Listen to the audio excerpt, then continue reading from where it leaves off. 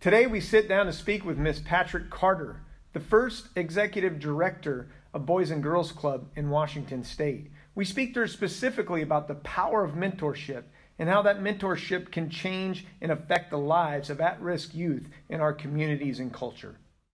Well, guys, thank you for being here. My name's Elodie. And I'm Jeremy. And this is Miss Patrick. Let's talk.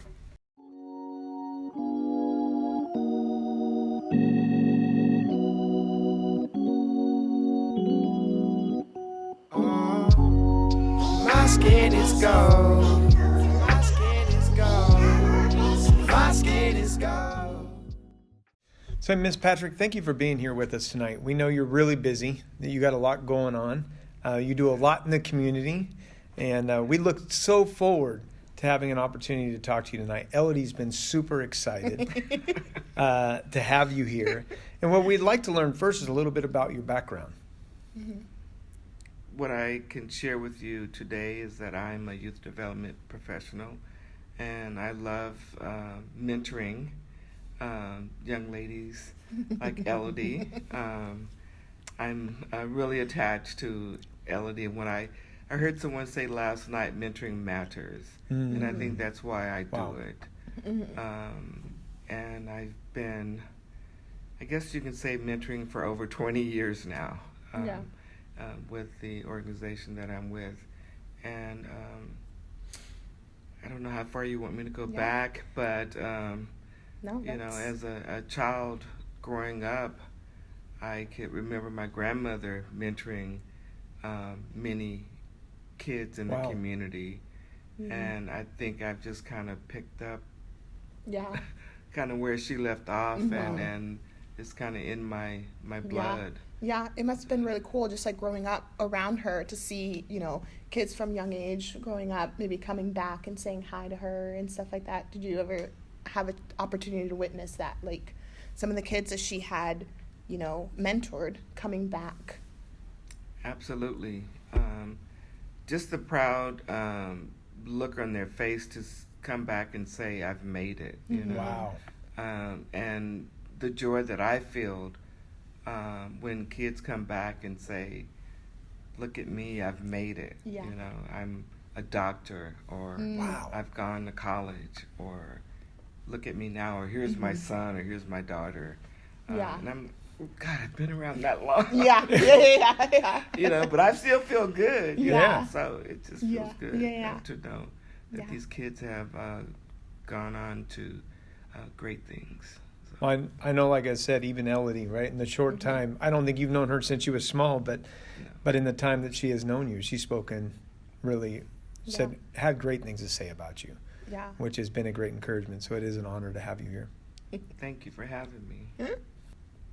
You saying that about your background really relates to me. My wife's an educator. She was a teacher at Thurgood Marshall, and then she was a principal. And even today, seeing kids on the street in the Rainier Beach area or down in the Central District, the South End, coming up to her. Well, they're not kids anymore. They're full-grown adults. And saying hi to her. Hey, Miss Daniels. I'm like, who's that? Well, I had her in my first grade class or my kindergarten class. So I can imagine how fulfilling that really is. And you also you had a background in banking for a number of years as well, correct? Correct. I was in 17 years in banking. Most of it was in the Central District. Okay. 23rd and Jackson. There you go. Old Stomping Ground. 24th and Union. Both of those banks are gone now. But I switched from banking to nonprofit arena because I wanted to do more for kids. I was on a board at the Boys and Girls Club, and I did it for years. Wow. And one of the directors said, you could do this. You can do this job. And my son actually had grew up at the Boys and Girls Club, and they did a lot for him. And being on the board, I saw the change that, was impacting the lives of so many kids. And 17 years in banking, I just wanted to do something different. But then at the time, there was a lot of things going on in the Central District, and I wanted to be a part of the change in the kids' lives. And I would see, a lot of kids selling drugs to adults, and adults buying alcohol for the kids, and they would exchange the drugs and alcohol in the parking lot of where I was working at, and Wow. I wanted to be a part of that change. And so I decided it was time for me to make a change. And the first time I went for the job, I didn't get it. So that kind of ticked me off. Yeah. And so I was like, yeah, no, Is I'm this not the good. right move? Did I make it? Yeah. So then I came back, and Yeah. the job came up again. And the second time I wasn't going to go for it, but a good friend of mine says, I'm not going to leave this bank until you apply for that job Yeah. again. Awesome. So I did. in switching, what would you say in your experience being in banking and things like that, and the skills that you acquired, what were some of those skills that you brought with you to the club and that you would attribute to your longevity at the club? Well, luckily they needed somebody that could manage money. Hey, there you go. Yeah. And I was really well known in the community, so that helped. So I was Right. focused, and I already had the desire to work with kids. And so I was known in the community. I had that relationship. I knew a lot of the businesses in the community. That helped. And managing money, that helped. Yeah.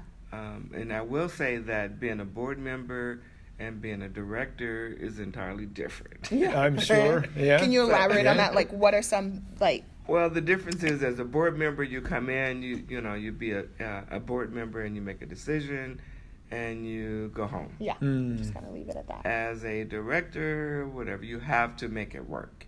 Right. So it's a difference. I like that, yeah. It definitely is different. But I love goals. Yes, she and does. Give me a goal, and I'm gonna achieve it. Yeah. exceed Yeah. it. Okay. There you go. That's He's gonna raise the bar. yeah. That's Yeah. that's Is that me. it? That's Yeah. it. And so when you have kids, and you have people that are committed to kids and their future, you can't help but exceed the goals. Absolutely. And Yeah. when you have people, I remember Phil Smart Sr. Was telling me, bless his soul, he said, tell the story. You have stories to tell the stories. Yeah. And so I became a storyteller. Yeah, like that. And so, One of the things so you went from the quote unquote professional or the finance world into that nonprofit arena, a different profession altogether, to impact kids in the community. I mean, and you held some high level positions in banking. yeah. And to really make that change had to be a big decision on you. As you said, watching the things that went on in the parking lot. Yeah. Besides that, what were some of the other motivations for you to really make that step? Like, say, I'm going to get out of this white collar world and I'm going to go into something that really drives change in the community. I felt in my heart it was the right thing to do, and it was the right time for me to do it. I actually took a pay cut to do it. Yeah. Yeah. When you make that kind of a commitment, you know it's the right thing to do. And I felt like I was called to do it. Wow. Yeah. Well, I want to thank you personally. I know the Boys and Girls Club, when I was in middle school, was a big part of my life. I went to the Wallingford Boys and Girls Club. Okay. And so that was, just seeing the people that do that and explaining that step you had to make and getting the support and that it was a big decision makes me think of those people differently. Even now, like, okay, wow, there's people there that were professionals that said, Yeah. this is a really important step for me to make to impact the lives of young people. And I really appreciate that. Yeah. Yeah. Well, I will tell you this, is that in the history of that club, I'm the first female director in the history Wow. of the club. So, yeah. I mean, just What is that like? trailblazer. What is that like being the first female director? Well, I've been there 20 years, so, it's...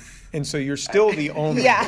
She has not left that. It's It's still just it. me. I would Yeah. say I'm the first and the second because I left and I came back. Oh, okay. Yeah. And so I'm the first and the second. Wow. But it feels good because Yeah. they call me like I'm the mother of the club. Yes. you know. Wow. But I believe in quality programs and staff, and that's why it's working. How, you talk about mentorship and you talk about your grandmother was kind of the first one for you to kind of see that.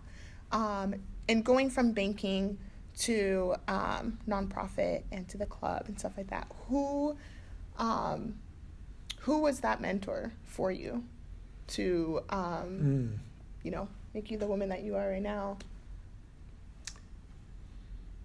I think this person is my best friend today, and Robin Ullman. She is someone that kept me focused and grounded. Wow. Yeah, that's awesome. Just remember why you came and why you're staying.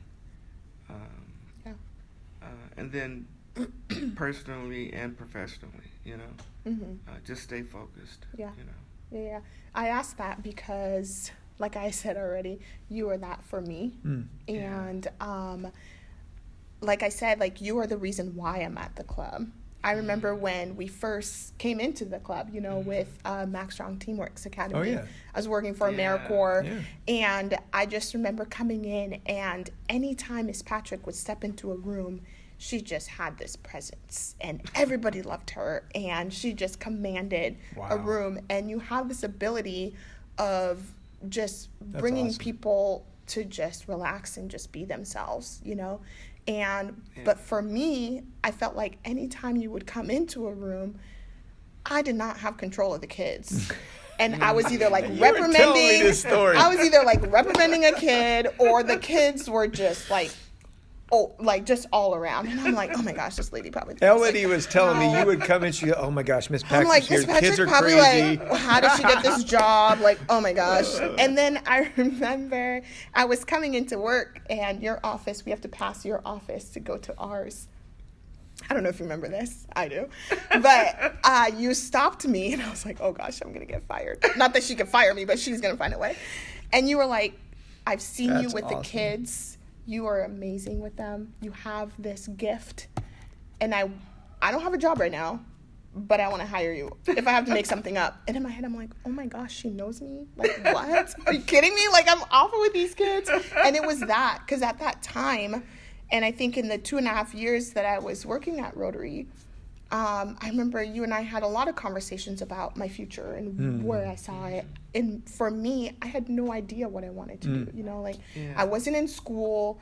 I just was kind of like working, Can I tell you this, Elodie? Yeah. When I meet someone, you know them. You can feel them, And I saw a lot in you that you didn't see in yourself. No. At all. And, when I would see you with the kids, kids are kids, you know what I mean? Yeah. And, when I walk in the room, I can say 6, 5, 4. Oh, you had that. And they know when I got it to 0. Yeah. It just creates a sense of urgency for them, regardless of where we're at. I could be at a Bobby Wagner event, or I could be at Rainier Vista or something. It just creates a sense of urgency for them. And so it's just a matter of training and coaching and teaching the staff how to do that. Yeah. But I saw something in you, just like I see something in someone else, And even if an employee doesn't accept what I'm trying to teach them, it doesn't stop me from trying to teach the next person. Like you said, like, you saw something in me before I even saw it, and then trying to figure out, okay, like, do I want to do this? Is this, or what's my direction? And I remember wanting to go back to school, but that meant I had to move back to my parents, and that meant I couldn't work at Rotary. So that to me was so hard. And I remember coming to you and being like, Miss Patrick, like, this is kind of what I'm thinking of doing, but I got to go to school, and it's here and there, but I don't want to leave. And you're like, Elodie, go to school. You're like, I don't see, because you saw, that future. You saw me being in the position that I'm in now way before I saw that. Even now, Elodie, there's so much more for you, and I can still coach you because you still have not reached your highest potential. Oh, that's encouraging. So I'm not You're not done yet. I appreciate that. I'm not done with you being done with me. It's good. I'm not done with you either. Oh, I appreciate that. That's right. Yeah. So growing up, you have a tremendous background. We talked a little bit about that growing up in the South, in Texas specifically. What are some similarities you saw growing up that you still see today, especially as it comes to racial injustice and racial turmoil, things like that, with youth today? Are there still similarities today that still work we need to do similarly to what you may have experienced in your childhood? Well, it's amazing that, I shared something with Elodie. Growing up in Texas, when I was in elementary school, it was pretty much all black, Okay. Blacks lived on this side of town and whites lived on this side of town. Mm. And you knew where you stood. There was we didn't feel hatred, we all coexisted, it was just, that's the way it was, Right. So we didn't feel hatred. That was the important thing. Right. These days, it just feels like there's so much hatred in the United States, and division, Right. and violence. And even though I remember as a child there was protesting going on, but it was peaceful protesting going Right. on. There was no violence. And even though I remember the Rodney King and the Watts, the rioting, and there was some of that going on, but not just the division and the racial divide and the rioting. There was not a lot of that going on. Today, I think a lot of people are using the Black Lives Matters as an excuse for the violence. That's not coming Right. from the Black Lives Matters. You're right. It's Yeah, not. no, it's Yeah, not. It's not. And they're using it as an excuse. And so you really have to look at the individuals that are being arrested for the violence, the fires and the burning of the business. Who are the individuals that are being arrested for that? And Mostly Black white lives, folks.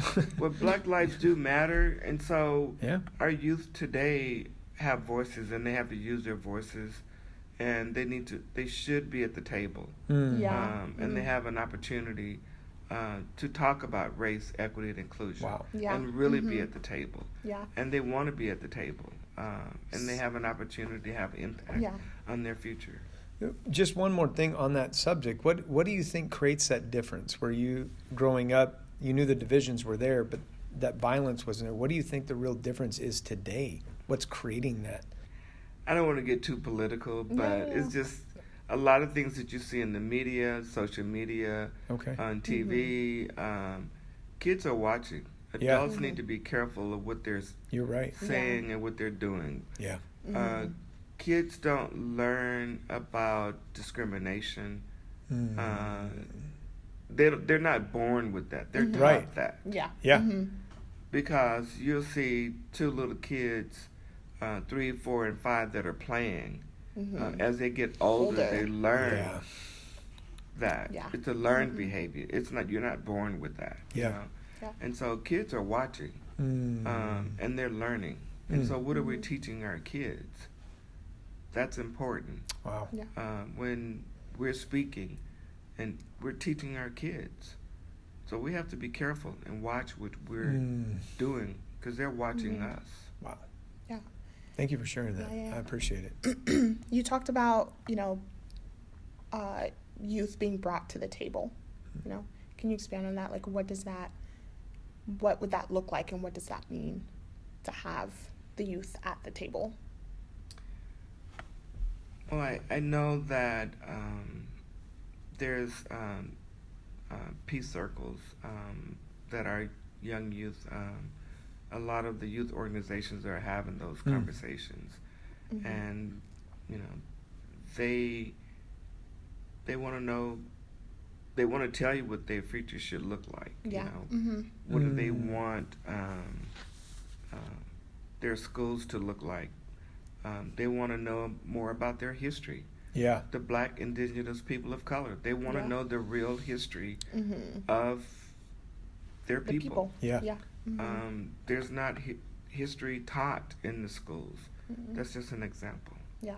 It's a history that you're given, and Yeah. then but it's not one that, as we talked about previously, that full history Yeah. Right. of Like, what's really happened. Who is writing it, and for who, and things like that. And safety. The Black Lives Matter. They're tired of seeing kids Yeah. violence in the streets. They want peace in their streets. Yeah. There's food insecurity. How do we keep? How do we get back into school? Yeah. Kids want to go back to school. They do. But Yeah. Yep. how do we get that done? So, you've talked about the youth and how much they can teach us, and, the importance of them being at the table, and all the years that you've spent working and advocating for them and stuff. What would you say was your proudest moment in the last 20 years that you've been working with the youth in the community and stuff?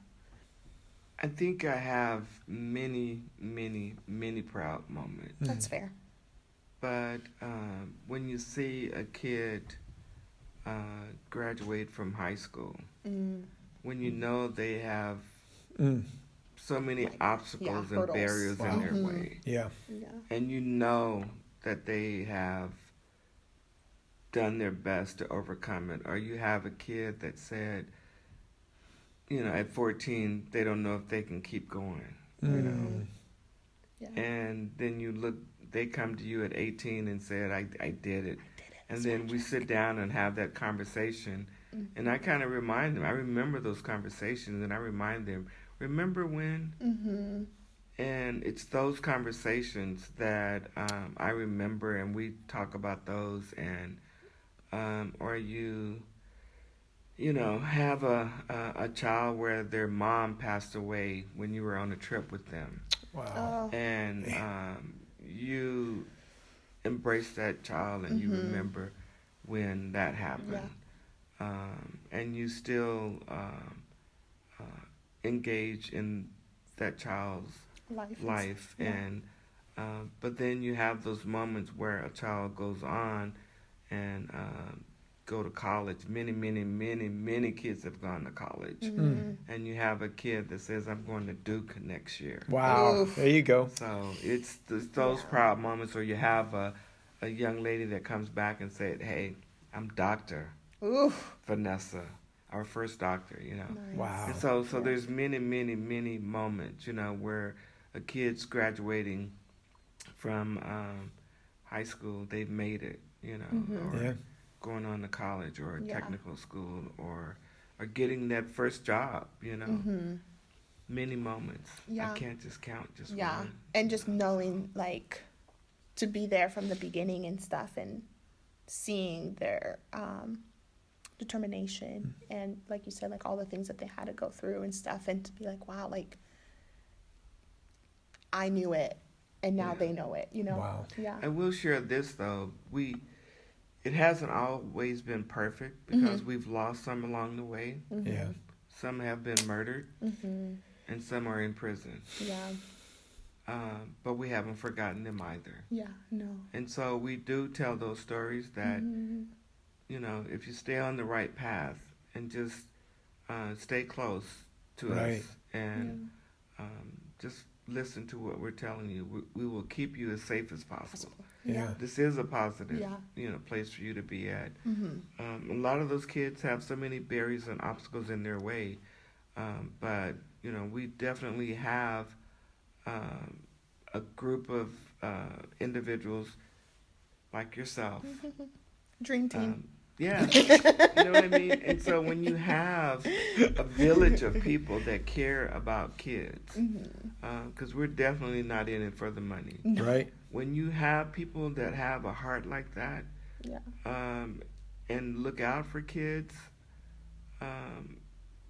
you can't save them all, but you can certainly try. Yeah. So what are some of the things you're doing to keep people from falling into that loop of where they might go to prison or end up in the wrong spot? And you said some kids have been killed. So what are the things that you do to help on intervention? Stay connected. If they're not showing up, where they at, find them. Yeah. Right. And it's like right now, if they're not showing up, where they at? Call them. Go look for them, So having that accountability Yeah. there with them. Yeah. Because if they're in a gang members, a lot of kids are in gangs because gang members are checking in. Yeah. And give that family, Yeah.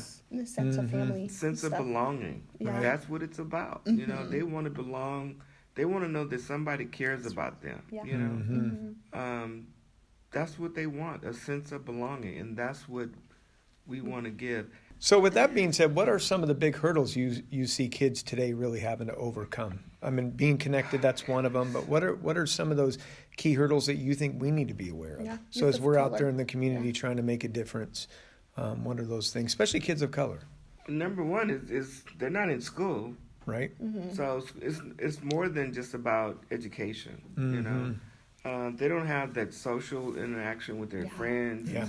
and things. So, and then we're dealing with COVID.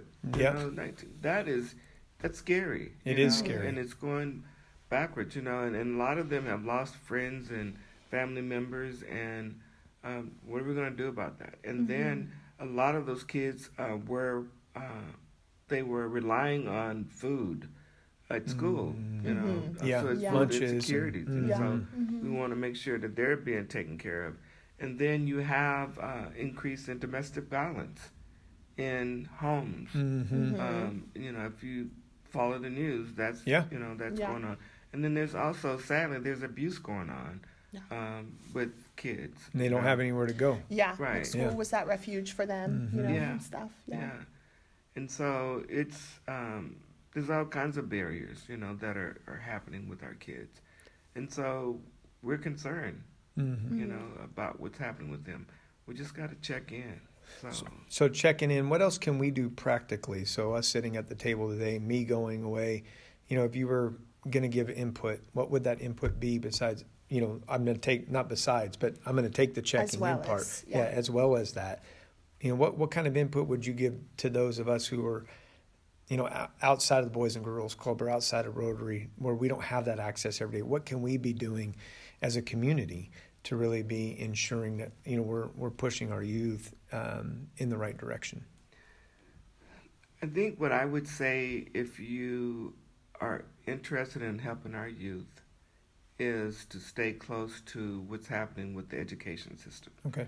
Yeah. Find It's a hard. way to give parents a break, because parents Yeah. are trying to work in the same space and educate their kids. And also, you know, if you are like, you know, Boys and Girls Club, they are trying to, they're open. Yeah. Right.